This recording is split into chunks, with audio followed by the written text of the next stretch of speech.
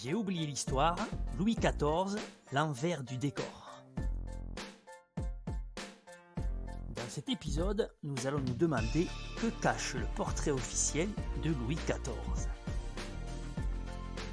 Ce portrait, peint par Hyacinthe Rigaud, nous donne une certaine image du roi Louis XIV. Mais la réalité est peut-être différente. Penchons-nous sur le journal de la santé du roi qui va nous en apprendre un peu plus. Voilà, juste le temps de s'équiper et on y va. La première chose que l'on remarque sur le portrait de Louis XIV, c'est cette superbe chevelure. On dirait une publicité pour du shampoing. Cheveux longs, ce sont des cheveux qui n'ont pas de limite, car je n'ai aucune limite. Aucune limite pour aimer, aucune limite pour vivre. En réalité, Louis XIV est chauve depuis ses 20 ans. Malade de la typhoïde, soigné à l'antimoine, il n'a plus un cheveu sur le crâne. Pour cacher ce crâne chauve, Louis XIV arbore donc une perruque, 15 cm de haut, entre 1 et 2 kg. Pleine de poussière et de vermine, elle provoque des maux de tête. En 1696, apparaît sous la perruque un furoncle qui lui donne la maladie du charbon. Il faut opérer. Berk.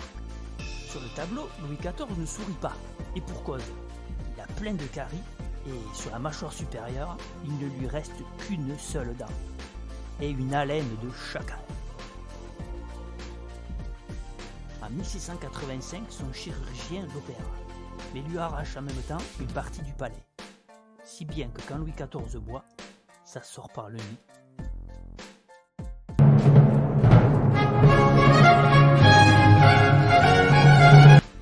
Sur le tableau, en contraste avec le reste du corps plutôt massif, Louis XIV affiche des jambes longues, fines et élégantes. Ces jambes sont celles de Louis XIV, mais beaucoup plus jeune, lorsqu'il pratiquait sa passion, la danse, et notamment le ballet de cour. Le roi danse!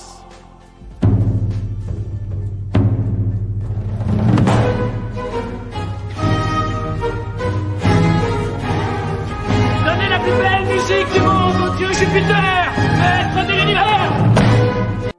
En réalité, à cette époque, Louis XIV est victime de crises de goutte. Il peine à marcher et on le déplace donc en fauteuil roulant.